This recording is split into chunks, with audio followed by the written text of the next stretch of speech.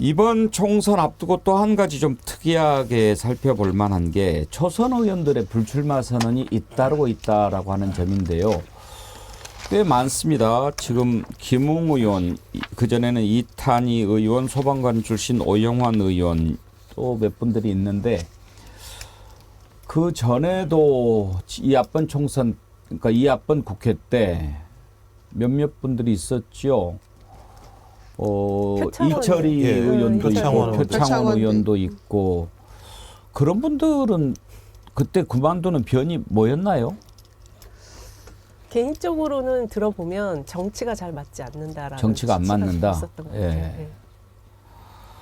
현실 정치에 신물나고 예. 좀 회의를 느끼고 이런 것 같은데 글쎄요. 근데 대부분 보면 전문가분들이 잘 못 견디시는 것 같아요. 아, 그러니까 주로 이제 전문가라는 틀로 영입된 들어와서 분들. 네. 자기의 전문적인 영역들을 통해서 자기의 정치적인 공간들을 만들어야 되는데 이 뭐 정기덕 선생님 다 아시겠습니다만 그 전문가들로만 되지 않는 이 정치권 내부에 여전히 파벌 개파리가 다 존재하거든요. 그러면 그 안에 있지 않으면 자기가 아무리 좋은 걸 만들어도 관철이 잘 안 돼요. 그러면 그게 한 번, 두 번, 세 번, 네 번 쌓이면 내가 이 짓거리를 뭐 하러 하나 여기 와서 밖에 나가면 내가 방송하면 돈도 많이 죄송합니다. 돈을 얘기해서 미안합니다. 이런 게 있으니까 그러니까 국회의원으로서 자존감이 계속 떨어지는 측면들이 분명히 있고요. 전 그래서 아까가 양화를 붙여가는 것처럼 좀 제가 볼 때는 정치권도 좀 그런 분들에게 공간을 좀 열어주면서 그런 분들이 적어도 이제 정치의 꾼들의 향연이 아닌 전문적인 얘기를 할 때 존중해주고 그걸 반영해주면서 또 전문가와 기존의 정치를 오랫동안 했던 분들이 좀 조화롭고 균형 있게 좀 봐야 되는 측면이 있는 건데 어느 순간 빽빽하게 양당 체제가 진행이 되면서 그 어떤 파벌의 선이 안 닿거나 줄이 안 닿거나 되면 다음번에 정치적인 생명을 연장하기가 어렵다라고 하는 이런 문제가 과거에 비해서 훨씬 더 좀 강화된 측면이 분명히 있는 것 같아서 그런 측면인 거고 또 하나는 또 수준이 좀 많이 떨어지긴 하는 것 같아요. 최근 그때 분들은 지금 뭐 김종욱 교수가 잘 얘기했는데 그때 분들은 좀 순수한 데도 있어요. 이게 전문가 출신으로 들어와서 나름대로 4년 동안 그 분야에서 열심히 의정 활동을 했습니다. 그럼 이건 당으로부터 자기한테 주어진 그 기회를 잘 활용을 했고 또 본인도 원 없이 활동을 했다고 생각해요. 그랬으니 이제 그만두겠다예요. 근데 지금 정치판에 이번 국회를 보면 좀 그렇게 달라요. 이번 정치판 비례대표들이 전부 다 지역구에 다 출마한다는 거예요. 꼭 비례를 한 사람들이 지역구에 나가야 한다라는 무슨 철칙이 있습니까?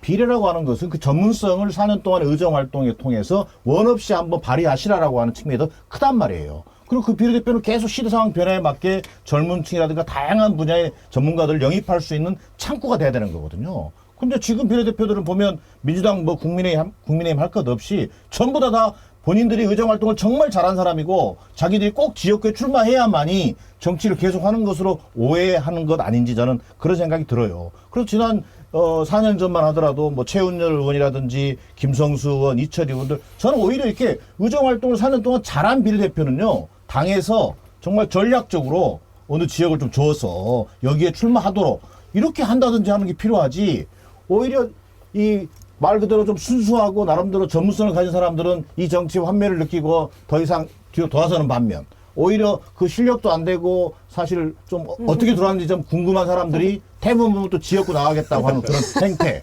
저는 좀 4년 전과는 좀 상당히 대비되는 행태를 보여집니다. 누군지 궁금합니다. 이런 얘기하지 않겠습니다. 근데 이제 초선 의원들의 불출마 선언을 한번 우리가 생각해 볼 필요가 있는 것이요. 왜 정치를 해야 되는지, 왜 국회의원이 돼야 되는지 이런 생각을 가지고 정치를 시작했을 것 아닙니까? 그런데 이제 4년간 겪어본 국회, 4년간 겪어봤던 정치가 어떤 것을 안겨줬길래 나는 이 다음 국회에 출마하지 않겠다라고 얘기했을까요? 이건 지금 우리 대한민국의 정치 현실을 들여다보는 어떤 그런 시험지가 될 것도 같습니다. 불출마 선언을 한 의원들의 얘기를 한번 좀 차례로 들어볼까 하는데요. 먼저 국민의힘 김웅 의원 얘기부터 들어볼까요? 저는 제22대 국회의원 선거에 출마하지 않습니다. 저는 지금의 국민의힘이 민주적 정당인지를 묻습니다. 제 답은 그렇지 않다입니다.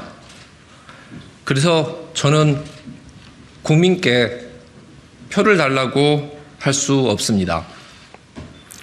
또한 저는 체포 동의 포기 선언에 동참할 수 없습니다. 그것은 법률가로서의 원칙과 보수주의 정신에 어긋나기 때문입니다.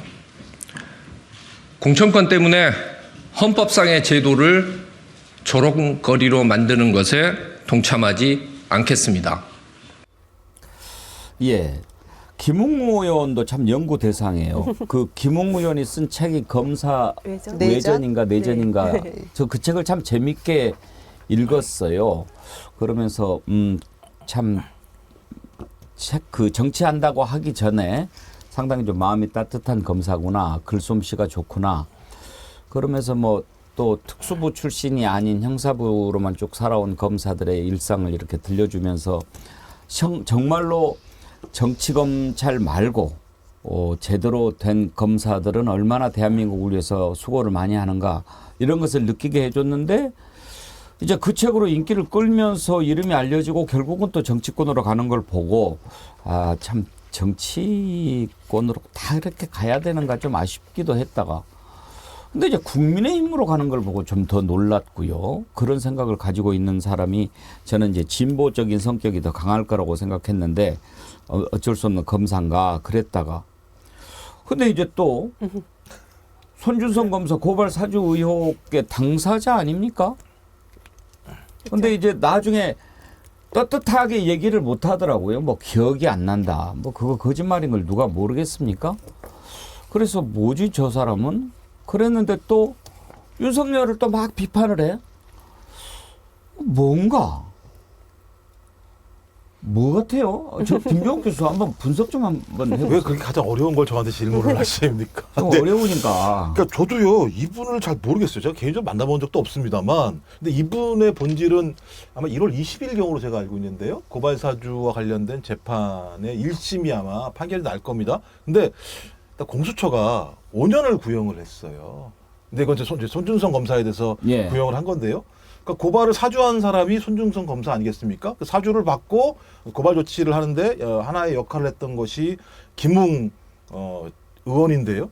전 적어도 검사를 하고 국회의원을 한 사람이 이런 행위를 했다고 얘기한다면 그분이 하는 말을 신뢰할 수 있을 것인가라고 하는 근본적인 고민이 있다. 전 그렇다면 왜 이런 일을 할 수밖에 없었는지 본인이 솔직하게 고백하지 않으신다면 지금까지 말씀하신 것처럼 말의 맥락이 다 다르기 때문에 그 진정성을 믿기 매우 어렵다. 전 그래서 김웅 의원의 진정성은 1월 20일 1심 재판 이후에 그 사건에 대해서 국민들에게 본인이 어떻게 얘기하는지를 봐야지만 저 사람이 진짜 나름대로 말을 할 때는 진심이 있었구나라고 저희가 판단할 수 있을 것 같고요. 제가 그 이전까지는 판단을 유보할 수밖에 없다 이런 말씀을 드리고 싶습니다. 저번 재밌는 게 일단은 국민의힘이 민주주의 정당이냐 아니라고 생각한다. 그다음에 불체포 동의안, 그러니까 불체포에 대한 특권을 포기하는 걸 동의할 수 없다고 얘기했거든요. 국민의힘 당론하고 반대되는 이야기를 지금 하고 있어요. 그래서 저는 그 대목은 좀 높게 평가해요. 그 자기 어떤 정치적 소신을 예. 그 자기가 소속된 정당에 대해서 이 당이 무슨 역할을 해야 되는지에 대해서 반대이기 때문에 나는 포기하고 그 정책적인 부분도 내가 반대하기 때문에 불출마한다. 요거는 굉장히 저는 높게 평가합니다. 예. 근데 저분 스타일 자체가 이게 글 쓰는 게 더 잘 맞는 분 같아요. 그러니까 지금 젊은 세대들이 이 정치인이라는 직업에 대해서 매력을 못 느낄 수 있다. 김웅 의원이 젊은 세대에 들어가나요? 50대니까 이제 예. 그 정치를 하는 세대로 보면은 초선을 이미 했기 때문에 젊은 세대로 볼 수가 있어요. 그러니까 좀 신세대라고 할까? X세대에 해당하는. 왜냐면 이상민 의원 같은 경우는 그냥 이건 무조건 내가 해야 된다고 막 그러잖아요. 그러니까 그 약간 어떤 세대 차가 보인다. 정치권 안에서. 5선까지 하고도 한 번 더 하겠다고 당을 옮기는 의원이 있는가 하면 초선하고 그만두는 김웅 의원의 입장 봤는데요. 이현님이요. 김웅 의원은 고발 사주 폭로하고 그만뒀으면 박수 받았을 텐데 박수야 받겠지만 또 벌 받지 않겠습니까? 그렇죠. 예. 이 같은 날 이런 일이 일어나니까 참 이거 뭐 교차로 뭘 어떻게 하는 건지 그러니까요. 모르겠는데. 여러 가지 생각이 들더라고요. 그러니까 이 김웅 의원 같은 사람은 이제 민주정당도 아니고 우리 당은 막 비판하고 특히 이제 홍범도 장군 동상 옮기는 거 최상병 사건 이거에 대해서 박정훈 대령에게 했던 것들에 대해서 굉장히 강하게 비판하고 이랬던 사람인데 그러면서 불출마 선언하는 초선을 보면서 근데 그것도 저는 좀 무책임하다고 생각합니다. 지역 구민에 대해서 예의도 아니라고 생각하고요. 악착같이 잘해서 내부에서 조금 비판해 주면 더 좋을 텐데 또 한편 민주당에서 오선했던 분은 이 초선 의원이 이렇게 비판하는 이 당으로 들어가서 의기투합하면서 이렇게 하는 거 보니까 참 이게 아이러니하네요. 저는 오히려 하나만 좀 덧붙이면요. 그 이탄희 의원이나 또 민주당의 홍성국 의원이나 불출마 선언했는데 좀 이렇게 의미 있는 초선들 예. 나름대로 전문성도 가지고 또 정치적 어떤 현안에 대해서 자기 목소리를 내온 이탄희 의원 같은 경우 뭐 선거구제 문제와 관련해서 과거로 회귀되는 병립형에 대해서 반대한다라고 하는 분명한 자기 입장을 피력한 적이 있잖아요. 그런 것처럼 그런 그 초선 의원들이 좀 더 좀 파이팅하고 본인의 어떤 그 정치적 역할을 위해서 최선을 했으면 하는 그런 바람이 있었는데 그런 분들은 불출마하고 오히려 3선, 4선, 5선 하면서 소위 20년 뭐 가까이 소위 그 기득권으로 당내 기득권으로 어떻게 보면 안주하고 있는지도 있다고 평가받는 이른바 586 세대의 어떤 기득권 세력들 이런 분들의 자기 반성과 성찰 뭐 꼭 불출마냐 아니냐를 제가 뭐 강제할 생각은 없습니다만 그런 것들이 좀 같이 병행했으면 좋겠고 그런 사람들이 더 우선해야 되는 것 아닌가 예. 저는 그런 생각이 더 많습니다. 이탄희 의원은 사실 좀 의외이긴 합니다. 그런데 지난번부터 뭐 연동형 비례대표 이런 걸 놓고 당에서 반대 목소리를 내기는 했는데 나름 의정 활동을 활발히 했고 국민들의 지지도 꽤 많이 있었던 의원인데 또 포기 선언을 했습니다. 그 이유는 또 뭘까 궁금한데 들어보시죠. 저는 오늘 제게 남아있는 모든 것을 다 내려놓고 마지막으로 한 번 더 호소드립니다. 22대 총선에 제게 남아있는 출마 기회를 다 내려놓고 백의종군하겠습니다. 제가 가진 것도 또 앞으로 가질 가능성이 있는 것도 다 내려놓겠습니다. 선거법만은 지켜주십시오. 퇴행만은 안 됩니다. 퇴행만은 안 됩니다. 간곡하게 호소드립니다. 한번 퇴행하면 다시는 돌이킬 수가 없습니다. 기득권을 내려놓고 국민의 삶을 지키는 목적이 있는 싸움을 이어나가겠습니다.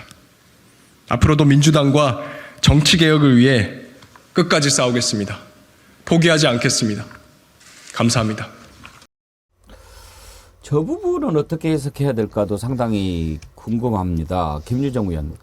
선거법을 지키기 위해서 의원직을 내려놓는다. 조금 앞뒤가 좀 안 맞는 것 같기도 하고 너무 이상주의인 것 같기도 하고 그래서 일부에서는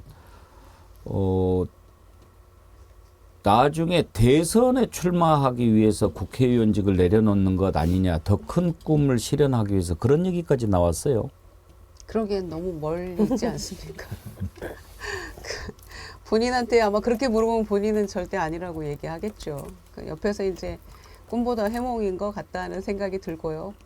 뜻은 알겠어요. 그리고 그 분명한 소신에 대해서 저렇게 피력하는 것도 굉장한 용기가 필요한 거죠. 그런데 제가 이제 그 지역에서 불출마 선언까지도 좀 의아했지만 이 본인 소신 때문에 왜 불출마를 하는지 저는 좀 이해는 안 됐지만 그것까지는 이해했습니다만은 아예 이제 전체 어느 지역에도 그때 당시에 이제 용인 지역에서 불출마 선언할 때는 당에서 뭐 가라는 곳에 가겠다 이제 이런 취지가 좀 남아 있었는데 아예 불출마 선언을 해버리고 나니까 좀 아쉽고 이렇게까지 할 일인가 싶어요. 현실적으로 특히 한동훈 법무부 장관 시절에 목소리 높이지 않고 조곤조곤 그래도 기선제압할 수 있었던 몇 안 되는 의원 중에 그래요. 한 사람이었는데 이제 그런 점에서 좀 아쉬움이 많이 큽니다.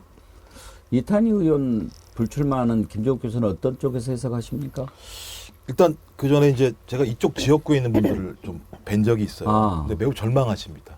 왜냐하면 그러니까. 표창원 의원, 예. 이탄희 의원, 그쪽 같은 지역구예요? 예, 그렇게 말씀. 그래서 자기들은 진짜 좋은 정치인을 얻었다고 생각해서 매우 좋아했었는데 두 번이나 이런 일이 벌어지니까 우리가 정치를 어떻게 이해해야 되는지에 대해서 매우 절망스러워 하시더라고요. 그리고 진짜 좋아했더라고요. 표창원 의원도 좋아했었고 이탄희 의원도 좋아했었고 야 우리 지역구가 이런 좋은 의원을 가지고 있구나. 좀 그래서 이탄희 의원에게 좀 이런 지역구민들이 계시다라는 말씀을 좀 먼저 드리고 싶고요. 아마 이탄희 의원은 원칙 있는 승리를 얘기하는 것 같아요. 원칙을 지키면 승리할 수 있다. 국민과 약속한 것을 지키면 승리할 수 있다라고 하는 말씀하신 매우 이상적인 측면이라고 하는. 이건 제가 볼 때 현실 정치하는 분들이 그런 거죠. 계산을 해보니까 그렇지 않아라고 이제 다른 분들이 말씀하시는 분이 계십니다. 그래서 이제 병립형 또는 뭐 권역형 병립형을 얘기해서 그러니까 이건 뭐냐면 승리를 통해서 심판해야 된다. 이 두 가지가 내부에서 여전히 민주당 내부에서 경론을 벌이고 있는 상황이 되는데 경론을 벌이고 있는데요. 저는 개인적으로 그렇습니다. 우리가 정치에도 민심을 믿는 낭만이 필요하다고 저는 생각합니다. 계산. 그러니까 제가 이제 주로 이제 이런 방송 나와서 최종병기 활이라는 명대사를 주로 활용하는데요. 바람은 계산하는 것이 아니라 극복하는 것이다. 정치를 할 때 흔히 계산에 빠질 경우가 많습니다. 몇 석. 근데 항상 선거는 계산으로 그 계산된 결과가 나오지 않았던 경우들이 많은 것 같습니다. 어쩌면 민심을 믿고 좀 원칙 있게 나가는 것도 선거 승리의 중요한 길 중에 하나였다는 생각이 들기 때문에 저는 그러니까 이탄희 의원이 저렇게 벼랑 끝까지 서야 할 필요가 있겠느냐라고 하는 부분에 대해서는 저는 좀 제가 이탄희 의원을 개인적으로 잘한다면 토론을 해보고 싶습니다만 예. 그 이탄희 의원 개인을 떠나서 민주당 내부에서도 좀 그런 방식의 나름대로 민심을 믿는 좀 그런 흐름들이 중요하게 좀 만들어져서 저 당은 민심을 따르는구나 라는 얘기를 좀 들었으면 좋겠다 이런 생각이 들 때가 있습니다. 이런 선택 쉽지 않죠. 그래서 한번 좀 같이 생각해 볼 의미가 있지 않느냐 싶은데 반응은 다양합니다. SMS687님. 왜 정직을 이상주의라는 세상이 됐는지 씁쓸하네요. 이탄희는 정치를 계속해야 합니다. 국회 썩은 물을 정화시키는 마중물이 될 사람이니까요. 그렇지만 남호정님이신지 정남호님인지 제가 잘은 모르겠습니다. 지금 선거법이 문제냐 나라가 망하게 생겼는데 이탄희 한심하네. 그런 의견 주셨고요. 김영란님. 이탄희 의원님 불출마 소신 접어주십시오. 지금은 아닙니다. 일단 정치 현실이 암울합니다. 좀 더 있다가 소신 피력하셔도 좋을 것 같습니다. 21도 한라사님. 이탄희 의원님 민주당의 소중한 사람이죠. 근데요 지금 선거제도가 중요합니까? 이 정부랑 싸우는 게 중요합니까? 콩이맘님도요. 이탄희 의원은 좀 안타깝습니다. 좀 더 정치를 배웠으면 좋았을 걸. 초선이 자기 정치를 한다는 것이 어려운 것인가 봅니다. 다양한 반응들입니다. 아무튼 이탄희 의원 의정 활동을 좀 잘한 것으로 평가를 받고 있기 때문에 불출마 선언이 여러 가지 생각을 좀 하게 하는 것 같고 한 사람만 더 살펴볼까요? 소방관 출신 오영환 의원도 불출마 선언을 했죠. 좀 진작에 하긴 했는데 한번 들어보겠습니다. 저는 22대 국회의원 총선거에 출마하지 않기로 결정했습니다. 오늘날 우리 정치는 상대 진영을 누가 더 효과적으로 오염시키는지를 승패의 잣대로 삼으려 하고 있습니다. 무너진 민생 경제와 국민의 고통 속에 현 정부 실정을 지적하는 곳조차 방탄이라는 이름으로 매도하고 모든 문제가 전 정부 탓이냐 현 정부 무능 탓이냐의 극한 대립에서 단 한치도 벗어나질 못하고 있습니다. 작은 양보와 타협조차 쉽게 이루지 못하고 있습니다. 대화를 거부하고 오로지 수사와 감사의 칼부터 들이대는 윤석열 대통령의 오만과 독선, 고집이 가장 큰 문제입니다. 이제 저는 국민을 위해 헌신하던 제가 있던 곳이자 제가 있어야 할 곳, 저의 사명, 국민 곁의 소방관으로 다시 돌아가고자 합니다. 2023년 4월 20일 그러니까 아주 일찍이 불출마 선언을 했습니다. 정기랑 교수님 비례대표로 국회의원이 됐나요? 오영환 의원이? 지역구죠. 지역구로. 네, 의정부입니다. 예. 네. 지역구 의원이 저렇게 일찍이 불출마 선언하는 거 참 쉽지 않은데 그렇습니다. 이제 저 부분을 좀 평가를 해야 될 것이 지금 이 나라 정치가 내가 정치의 뜻을 실어서 펼 정도의 환경이 아니다라고 하는 그런 어떤 절망감 이런 것도 읽히고 내가 정말 좋아하는 일 소방관으로 돌아가겠다. 그런 부분에서 박수 치지 않을 국민은 없을 것 같아요. 그렇습니다. 근데 이제 지금 뭐 소방관에 돌아가겠다라고 하는 그런 어떤 메시지는 울림이 있죠. 그리고 어떤 전문직, 과거 이제 우리가 정치권에 진출한 사람들을 보면 변호사, 교수, 뭐 검판사, 법조인들 이런 사람들과는 달리 어떻게 보면 그 일상에서 어떤 그 직업의 한 일원으로서 사명감을 가지고 일하시는 분들이 국회라는 공간에 왔다가 다시 돌아간다. 굉장히 의미 있다고 생각합니다. 그런 의미에서 그 오영환 의원이 이제 그 은퇴 변은 뭐 아주 이렇게 울림이 있는 것이라고 생각하지만 자, 왜 저런 일이 발생할까? 저는요, 지금 무분별하게 지금 벌어지는 소위 이른바 인재 영입에도 나는 문제가 있다고 생각해요. 왜냐면 선거 때만 되면 인재 영입이라고 하는 그런 그 그림을 가지고 정말 다양한 분야의 전문가들을 모셔옵니다.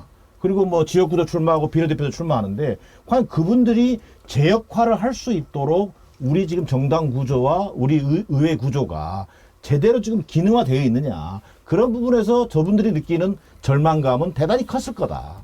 오히려 정말 오영환 의원의 그 기자회견문에도 있습니다만 근본적으로 저는 현실 정치에 대한 회의감이 가장 컸을 거라고 보고요. 또 말 그대로 국회의원이지만 여야 구도 속에서 말 그대로 하나의 본인의 적극 역할을 하기는커녕 그냥 하나의 그 기능, 부품 정도로 소모되고 마는 그런 정치 현실에 대한 저는 뭐 깊은 어떤 성찰이 있었다고 보여집니다. 그래서 저는 오히려 불출마를 보면서 느끼는 것은 저분들이 불출마를 제가 뭐 폄하하거나 평가할 생각은 없습니다만 우리가 정치권의 어떤 이 많은 분야의 각 분야의 인재들을 영입할 때 소위 그분들이 정말 제대로 역할할 수 있도록 하는 어떤 그런 정당과 정치 구조를 만드는 것이 더 선행돼야 되지 않겠는가 뭐 이런 생각이 더 큽니다.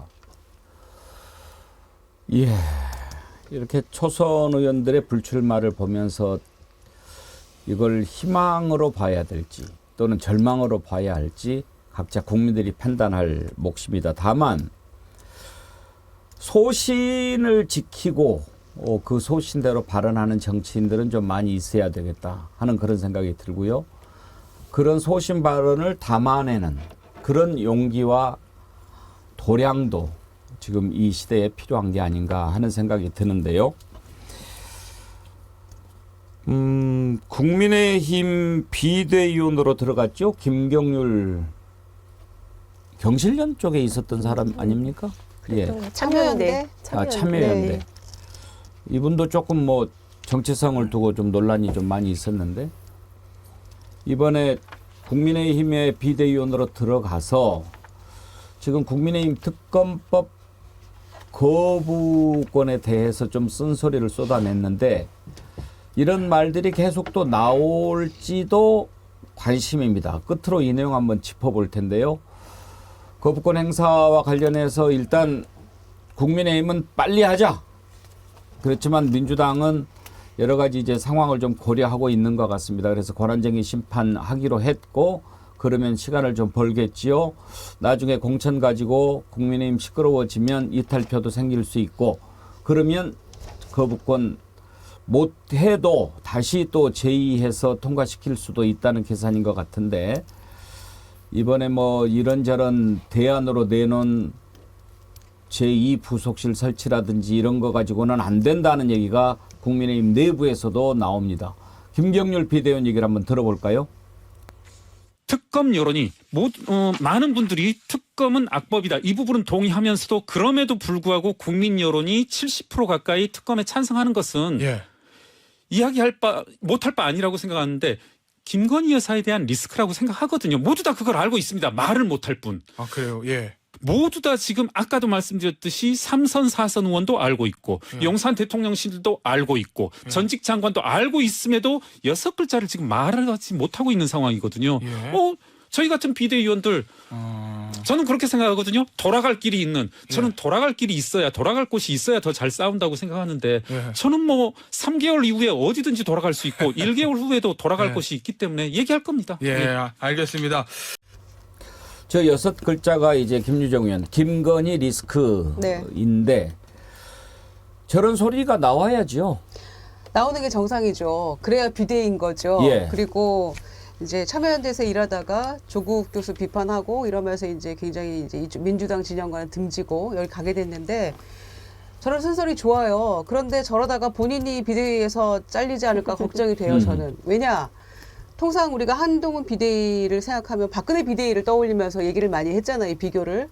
그런데 박근혜 비대위원장은 일단 변화하고 혁신할 준비가 되어 있던 비대위였어요. 일단 위원장이 그랬고 MB와 각을 세우면서 MB도 이제 결단을 한 거 아닙니까? 그랬고 그 안에 위원들도 그때 이준석, 뭐 김종인, 이상돈 교수 4대강 결사 반대했던 이상돈 의원 이런 분들이 다 들어가서 함께 의기투합해서 소리를 내줬던 거죠. 위원장도 그런 생각이 있었던 거고.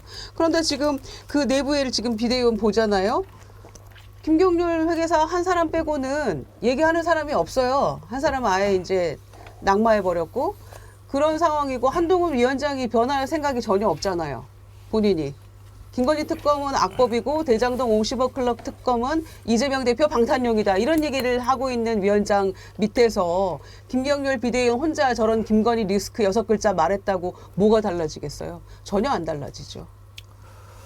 김정욱 교수님, 저런 목소리들이 이제 나온다는 게 저는 뭐 소신 발언도 있지만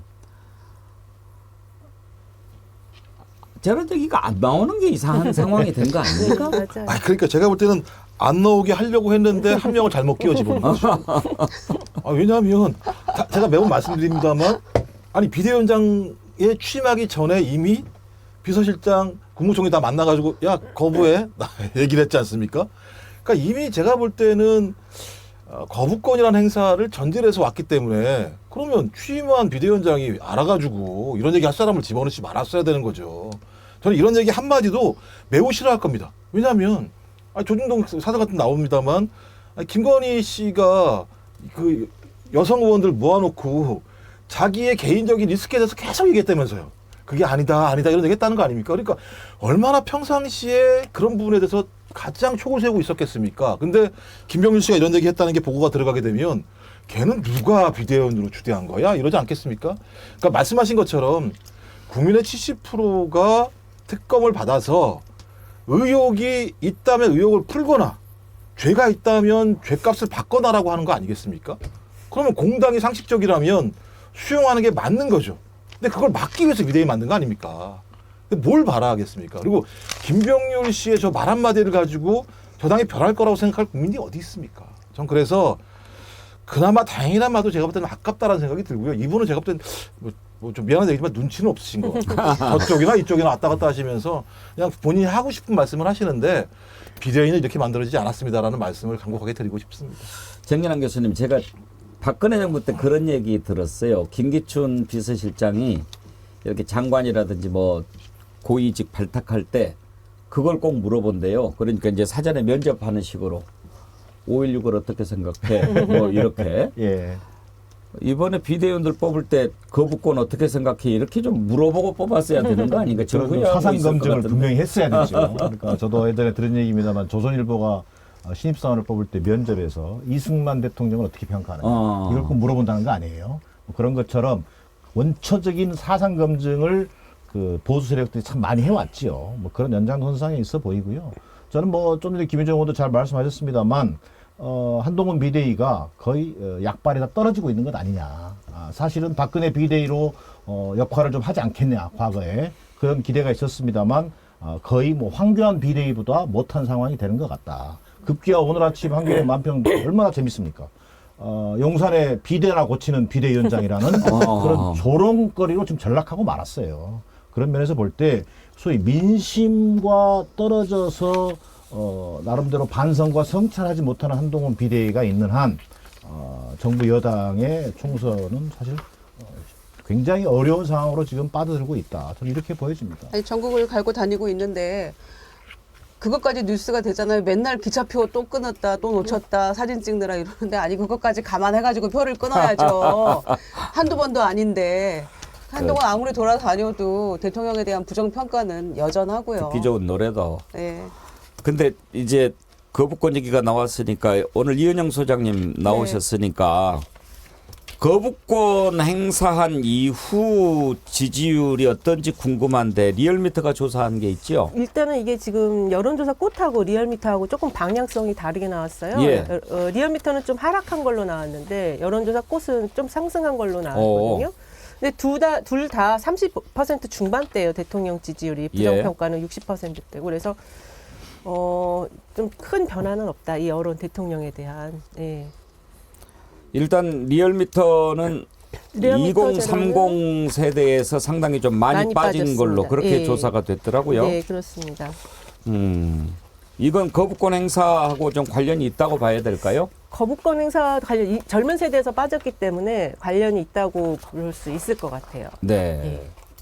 근데 여론조사 꽃에서는 왜 좀 더 오른 걸로 나올 수 있을까요? 제 생각에는 약간 이제 그 거부권 행사가 또 위기의식을 고조시켜서 지지층 약간의 결집을 또 가져왔을 수도 있거든요. 예. 그래도 뭐 지지율 여전히 35.2%고요. 예. 이렇게 여론조사가 계속 30%대에서 왔다 갔다 하는데도 이제는 의뢰 그러려니 하고 신경도 안 쓰는 것 같아요. 맞습니다. 대통령의 존재감이 점점 사라지고 있어요. 지금 대통령이 누군데요? 그러니까요. 예, 오늘은 좀 주제가 좀 무거웠습니다. 정치를 왜 하는가? 여기에 대해서 천착하다 보니까요. 좀 무거워진 느낌이 있습니다.